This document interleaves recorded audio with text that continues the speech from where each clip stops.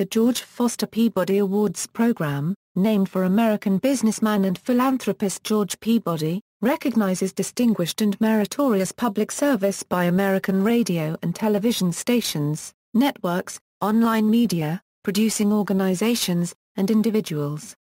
Reflecting excellence in quality, rather than popularity or commercial success, the Peabody is awarded to about 25 winners annually from more than 1,000 entries. Because submissions are accepted from a wide variety of sources and styles, deliberations seek excellence on its own terms. Each entry is evaluated on the achievement of standards it establishes within its own contexts. Entries are self-selected by those making submissions, for which a $350 fee is required. History: in 1939, the National Association of Broadcasters formed a committee to recognize outstanding achievement in radio broadcasting.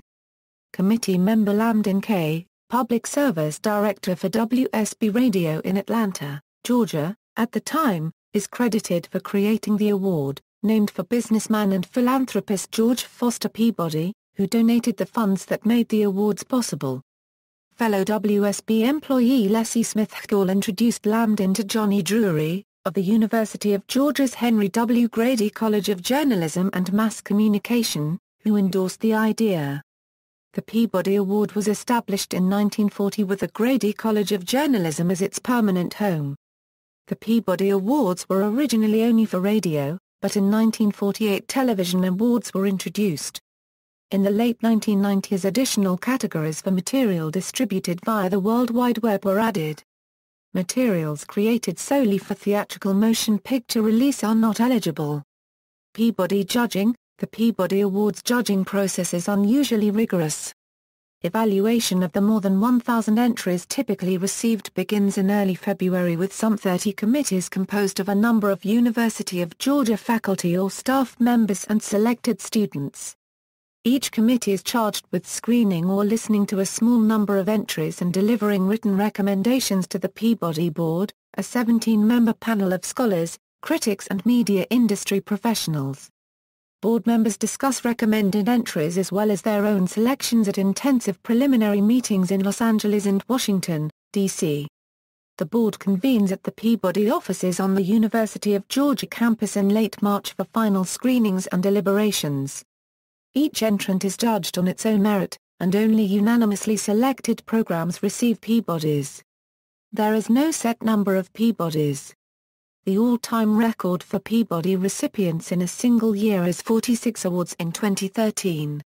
Key people: George Foster Peabody, namesake of the awards, was a highly successful investment banker who devoted much of his fortune to education and social enterprise. Lambdin K. was the award's chairman for the National Association of Broadcasters when he was asked to create a prize to honor the nation's premier radio programs and performances, as the Pulitzer did for the print press. Johnny Drury was the first dean of the University of Georgia's Henry W. Grady College of Journalism and Mass Communication. He accepted the position of dean when it was created in 1940.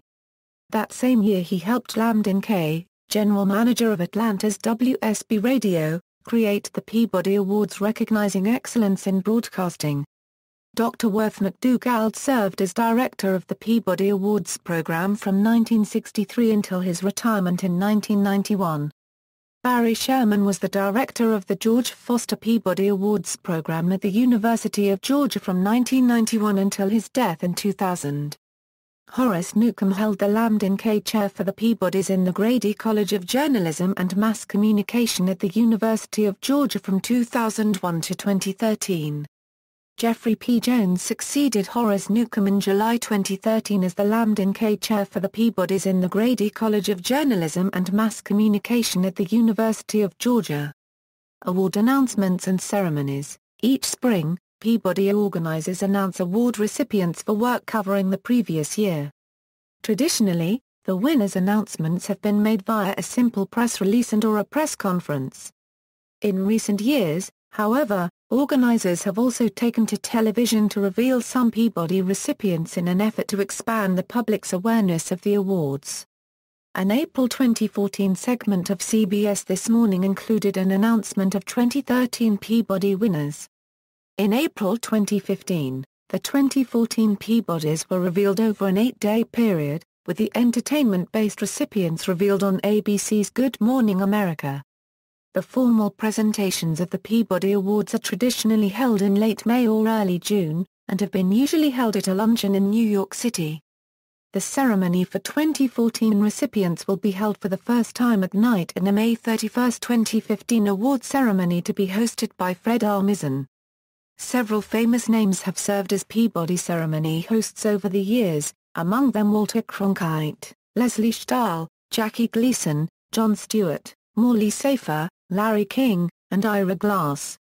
Since 2014, the Peabody ceremonies have aired on a tape-delayed basis by the cable satellite channel Pivot, who will carry the 74th ceremonies on June 21, 2015. Peabody Awards Archive. The Peabody Awards collection is the flagship of the Walter J. Brown Media Archive and Peabody Awards collection. The archives are housed in the Richard B. Russell Library for Political Research and Studies near the North Campus of the University of Georgia. The archive's mission is to preserve, protect, and provide access to the moving image and sound materials that reflect the collective memory of broadcasting and the history of the state of Georgia and its people. The collection contains nearly every entry for the first major broadcast award given in the United States.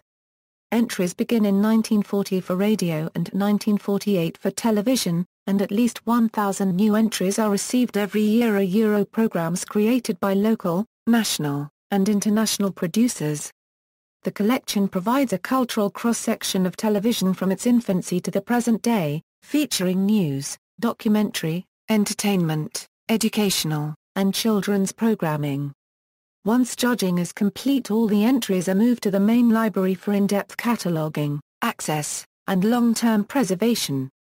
References. External links, official website.